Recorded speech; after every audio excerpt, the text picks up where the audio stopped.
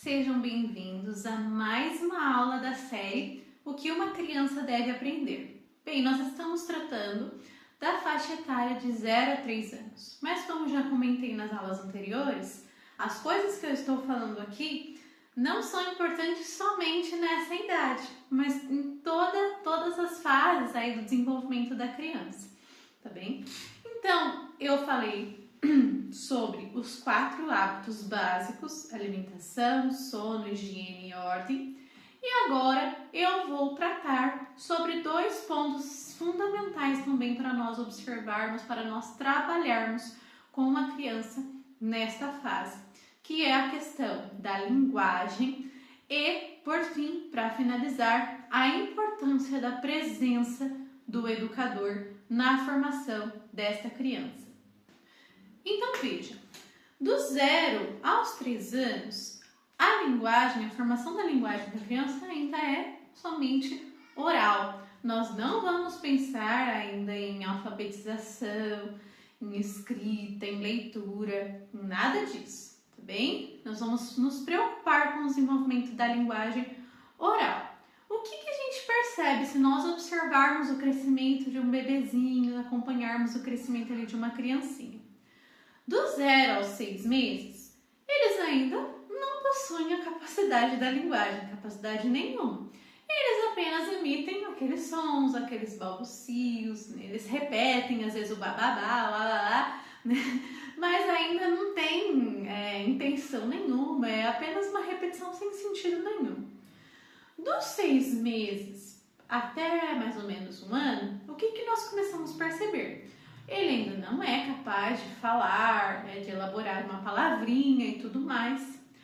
Mas aquilo que a criança ouve, ela já consegue começar a associar a determinados contextos. Então, por exemplo, o bom dia, o boa noite, ela começa a perceber que bom dia, ela é uma palavra, né, uma expressão que está num contexto específico, né? Que o oi, o tchau, essas palavrinhas mais simples. Então ela começa a perceber que a linguagem está associada a um contexto externo em algumas situações, não é? Ela ainda não fala essas coisas, mas ela começa a ter essas associações já.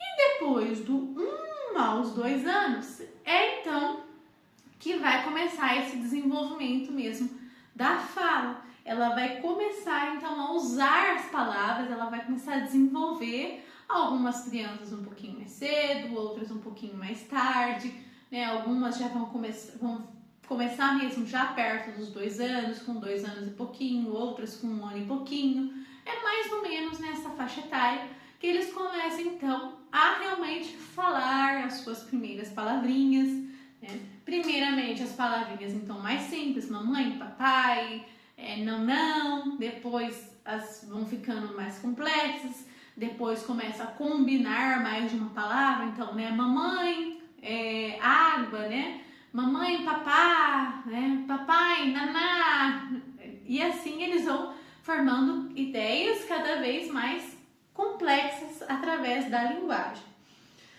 O que nós precisamos entender? Nesta fase, o uso da linguagem para a criança ainda não tem significação. Então, às vezes as pessoas ficam um pouco perdidas, querendo explicar muita coisa para uma criança muito pequenininha, né? Então, aquelas correntes educacionais que falam, você vai abaixar na altura da criança e vai explicar para ela por que ela não pode pôr o dedo na tomada. Ora, a criança de 0 a 3 anos, ela não tem condições de racionalizar o significado das palavras. Ela ainda está começando a conhecer as palavras do mundo. Então vai ser total perca de tempo querer explicar muitas coisas para uma criança muito pequenininha, porque ela ainda não acessa o significado das palavras. Como eu falei, a partir dos 6 meses ela vai começar a associar palavras a contexto. contextos. Então, bom dia, ela vai associar que em geral é a palavra que os pais falam na hora que entram no quarto, hora que ela acorda. Mas ela não vai ter a capacidade de compreender que eu dizer bom dia, eu estou desejando para ela que o dia dela seja bom. Uma criança não tem essa condição ainda, uma criança pequenininha, ali até por volta dos 3 anos, né? Que é quando ela está ainda como que fazendo o seu registro dos sons, o seu registro de palavras, das primeiras palavras ainda.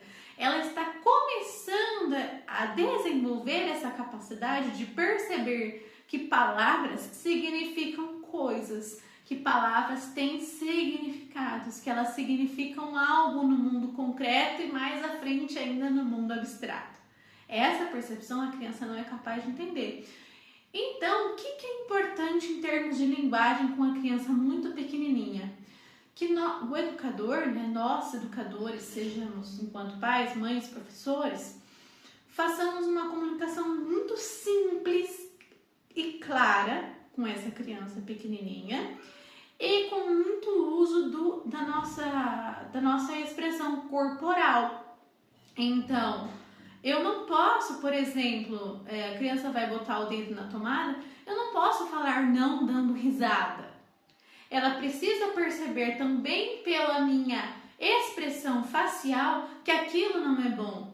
Então, quando isso é importante, não é porque a criança não entende que eu não vou corrigi-la, tá? A correção precisa começar desde pequenininha, em devidas proporções para cada idade. Mas, principalmente a idade ali da primeira parte ali da primeira infância, né, do 0 aos 3 anos, eu preciso associar a palavra a uma expressão, a um comportamento físico. Então, eu não posso simplesmente ficar olhando, não pode pôr na tomada. Não, eu preciso fazer uma expressão, falar e agir, tirar a mãozinha dela dali, porque aquilo ali está oferecendo um perigo para ela. Então, é um conjunto de coisas que eu preciso usar para que a criança vá formando essa concepção do que é a linguagem, tá bem? Então, lembrar disso, a linguagem precisa ser não só falada, mas também corporal com a criança pequenininha. E simples, tá bom? Eu não preciso explicar para a criança que ela não pode pôr o dedo na tomada, porque aquilo ali vai vir uma corrente elétrica e vai dar um choque, e ela não vai entender nada disso, ela vai ficar olhando para sua cara e vai rir no final, né? Não precisa. Linguagem simples, clara. Mariazinha, agora você vai tomar banho. Fim. Agora é a hora de comer. Você não precisa explicar por que você precisa comer para você crescer. Não. E aí vai se desenvolvendo também a autoridade. A criança precisa ser guiada por alguém. Ela precisa reconhecer que alguém está guiando ela para aquilo que ela deve fazer, para aquilo que é bom. Então, sem excessos de explicações. Ela não tem condição para entender explicação nenhuma. Ela está formando a sua linguagem ainda. Linguagem curta, objetiva. Não significa ser grosseiro. Significa dizer claramente o que ela deve fazer. Simples, né? E utilizando da nossa expressão facial, corporal, com isso. Por isso que às vezes, por exemplo, né, alguns pais falam muito, algumas pessoas comentam, né, das dificuldades às vezes que é a criança pequenininha na missa, que é a criança pequenininha na hora da refeição. E o que a gente precisa perceber? Levar a criança pequenininha à missa, colocar a criança na mesa para alimentar, é formar um hábito corporal. Nós não precisamos ter grandes preocupações de explicar nada ainda nessa fase para ela. Às vezes tem pais que chegam, né, na época de advento. Ai, me dá uma apostila para eu trabalhar o advento com a minha criança. Mas quantos anos ela tem? 1 ano e meio. Meu querido, ela não vai entender o mistério do Natal com 1 ano e meio de idade. Você não precisa ter nenhuma preocupação com isso. O que ela precisa entender é o o hábito corporal que ela precisa ter numa igreja, que ela precisa ter numa missa. E por isso a gente vai segurar no colo, a gente vai fazer com que ela fique ali naquele momento, porque ela simplesmente está formando comportamentos, ela está formando o seu corpo. A parte espiritual, a parte transcendental, a gente vai começar a pensar quando ela tiver maiorzinha, quando ela já começar a entender melhor a linguagem, depois ali dos 2, 3 aninhos. Antes disso, vamos nos preocupar com os hábitos corporais, né? Quer que o filho vá aprendendo a participar bem da missa, quais são os seus hábitos corporais na missa? Você se veste de qualquer jeito para ir à missa? Você se comporta de qualquer jeito sentado? Você fica o tempo inteiro assim na igreja, olhando para os lados? Você se ajoelha corretamente a hora que tem que ajoelhar? Você fica em silêncio?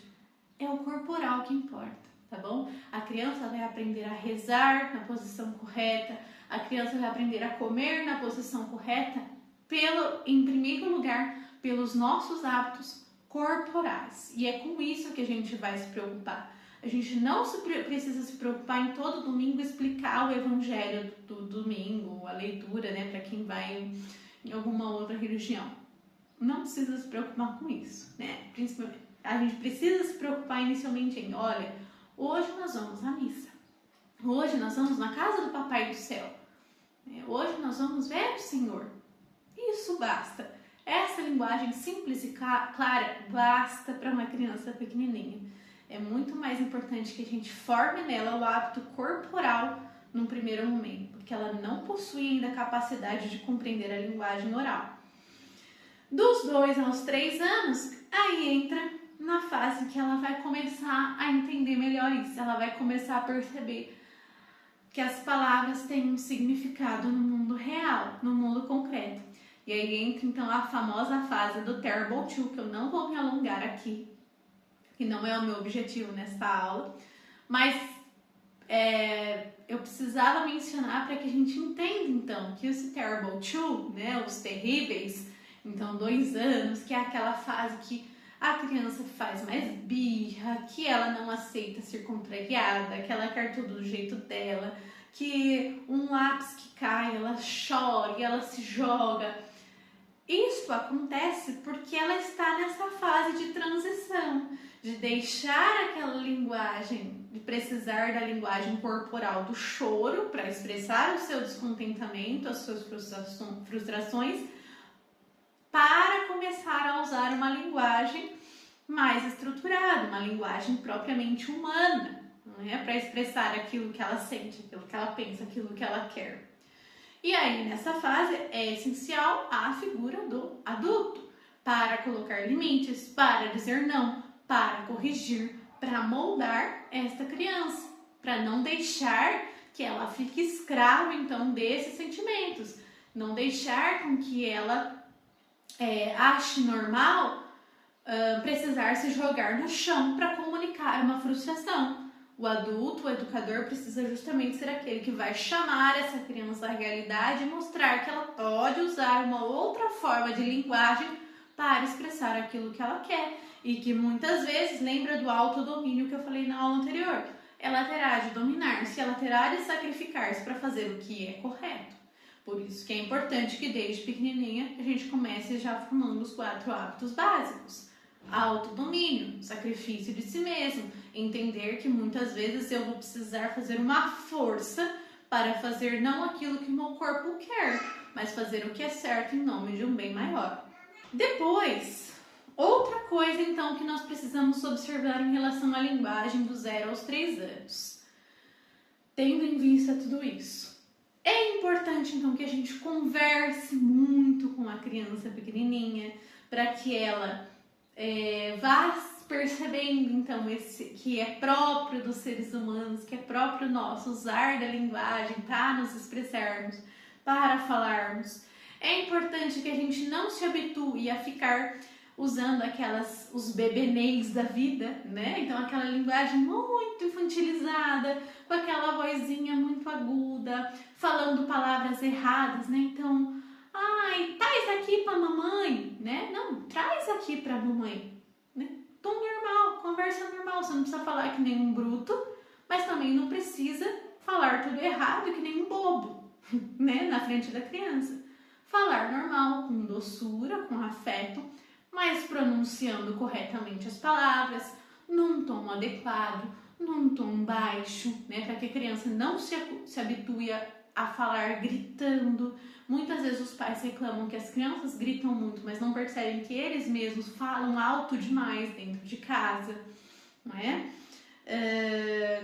Procurar falar corretamente, então pronunciar corretamente todas as palavras. E neste sentido, o que eu gostaria de focar aqui um pouquinho é a importância da leitura em voz alta. Quem me acompanha há anos sabe que já tem pelo menos 3, 4 anos que eu falo assiduamente sobre a leitura para crianças no meu Instagram. Inclusive, eu não vou me aprofundar tanto aqui sobre isso, porque lá vocês vão encontrar uma série de conteúdos sobre esse assunto. Mas a leitura em voz alta, eu queria pontuar, né, que a leitura em voz alta ela é fundamental em todas as fases da infância, da adolescência, mas de maneira particular em que ela contribui na formação da criança pequenininha. Em primeiro lugar, considerando que essa criança então está nessa fase de começar a captar os sons da fala, de fazer esse registro, né, como se ela estivesse fazendo um inventário na inteligência dela de todos os sons que ela pode pronunciar. Então, a leitura em voz alta ajuda muito, porque o livro vai trazer palavras, expressões, ele vai trazer uma riqueza de coisas que muitas vezes só na linguagem cotidiana nós não usamos, né? E os livros, especialmente rimados, favorecem muito com que a criança perceba, através da repetição dos sons, determinados sons. Então, um livro que eu gosto muito é este daqui, ou Estou Aqui, que pode ser usado na infância toda, né? Então, por exemplo, quando você pega aqui, ó, deixa eu ver aqui um que fique bem evidente o final das palavras. Olha só, eu adoro esse daqui, ó. A bailarina. Esta menina tão pequenina quer ser bailarina. Então percebe como isso vai desenvolvendo a percepção do som do ina, ina, ina, né? Não conhece nem dó nem ré, mas sabe ficar na ponta do pé. Não conhece nem mi nem fá, mas inclina o corpo para cá e para lá. Então, repete sons, né? Os textos rimados favorecem muito isso. Favorecem também, né, não só os textos rimados, mas os livros como um todo, a expansão do vocabulário. Então, eu gosto muito de livros como este daqui, para criança bem pequenininha. Olha, né, que tem a figura e uma palavra, figuras lindas, então vai despertando também a percepção da visão. Lembra dos portões, né, dos 5 sentidos, da importância dos sentidos para o desenvolvimento da razão? Então, quando eu vejo coisas belas, eu vou aprendendo a apreciar o que é belo e rejeitar o que é feio, não é? Então, livros assim que eu vou podendo explorar a palavrinha individual para a criança. Também depois, já quando a criança já está começando a falar, que ela já conhece várias palavrinhas. É legal livrinhos assim, ó, que tenham várias figuras. E a gente consegue, então, começar a nomear coisas mais específicas. E aí você vai expandindo o vocabulário, né? Ó, relógio, ventilador, luz, porta, sofá, abajur e por aí vai. E a criança vai expandindo, então, o seu vocabulário. Nesse sentido, o livro ajuda muito, porque daí ela vê a figura e também vai associando a coisa com o mundo real. E isso vai construindo a percepção dela da linguagem.